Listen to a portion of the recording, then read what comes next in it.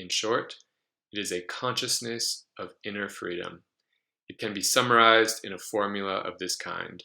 You need only yourself in order immediately to find inner peace by ceasing to worry about the past and the future. You can be happy right now, or you will never be happy. Life ebbs as I speak, so seize each day and grant the next no credit. Hi, I'm Jimmy, and this is Philosophy for Everyday Life. I realize this probably seems like a strange time to talk about philosophy, since it seems like the world is falling apart right now. But one of the reasons I decided to start this channel is that I think now more than ever, we need the questions raised and answered by philosophers over the centuries. So here we are. I'd like to start out by talking about the question, what is philosophy? And next week, I'd like to talk about what is everyday life. So there are a few ways we could answer this question. One way, which is the narrowest and maybe the most obvious, is to say that philosophy is just an academic discipline. It's like sociology, biology, history.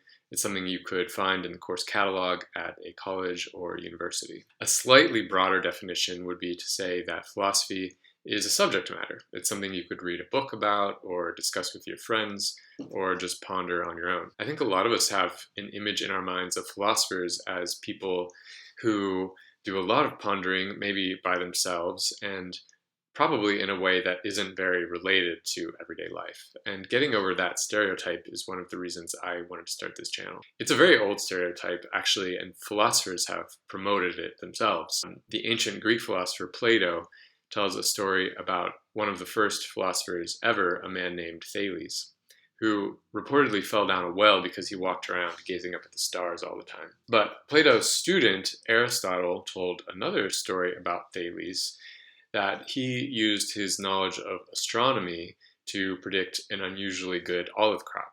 And when the olive crop came in, Thales made a fortune because of the knowledge he had in advance about what was going to happen. So we learn from these stories, at the very least, that philosophers like to make fun of themselves or maybe to make fun of each other, and that they often disagree with each other, even when they're telling stories that are amusing. So there are a lot of videos on YouTube explaining philosophy from these first two perspectives, philosophy as an academic discipline and philosophy as a broader subject matter that might include some topic or the thought of some particular philosopher. I don't plan to add to that collection, although some of what I have to say will overlap with what these other videos are saying. But I'd like to suggest a third approach to philosophy, which is to think of philosophy as a way of life. I got this phrase from the work of a French philosopher named Pierre Hadot. I've included more information about his work below. Hadot says that in ancient Greece, and for many centuries after that in the West, philosophy wasn't just an academic discipline, and it wasn't just a subject matter to discuss or ponder, though it certainly has been these. But before anything else, Hadot says that philosophy has been about what it means to be human, and what it means to live a fully human life. As Plato writes, philosophers ask, what is a human being?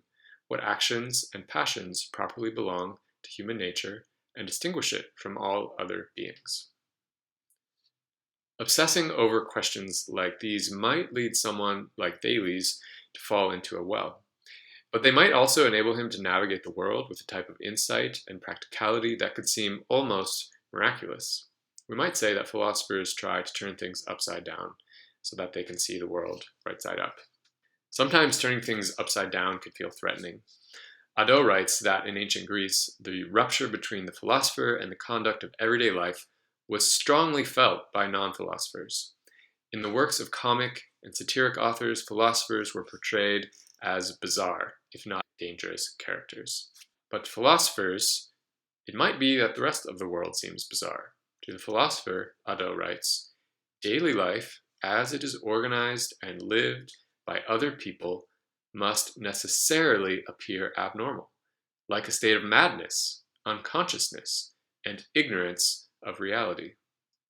And nonetheless, he must live this life every day, in this world in which he feels a stranger, and in which others perceive him to be one as well. The result is a perpetual conflict between the philosopher's effort to see things as they are and the conventional vision underlying human society. this conflict can never be totally resolved. The conflict between philosophy and everyday life that Hadot talks about reminds me of the movie Dead Poets Society. And I know it's sort of a cliche to bring this movie, but I'm going to do it. John Keating, Robin Williams' character in that movie, lost his job in the film for stirring up this conflict between questioning and everyday life in the lives of his students. And he did it using the phrase "seize the day," which in Latin is "carpe diem." Gather ye rosebuds while ye may. The Latin term for that sentiment is carpe diem. Now, who knows what that means? Now, that phrase comes from a philosopher named Horace, who wrote, "Life ebbs as I speak, so seize each day and grant the next no credit." We might say that Keating was a philosopher in Hadot's sense. We are food for worms, lads. Because believe it or not, each and every one of us in this room is one day going to stop breathing, turn cold, and die. As Hadot explains, the theme of the value of the present instant plays a fundamental role in all the philosophical schools of antiquity. In short, it is a consciousness of inner freedom. It can be summarized in a formula of this kind.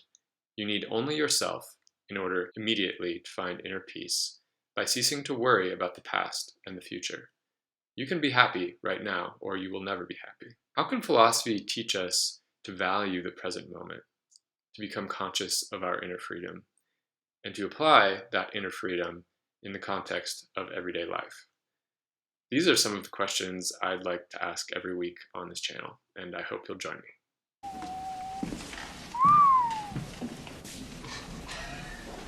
Well, come on.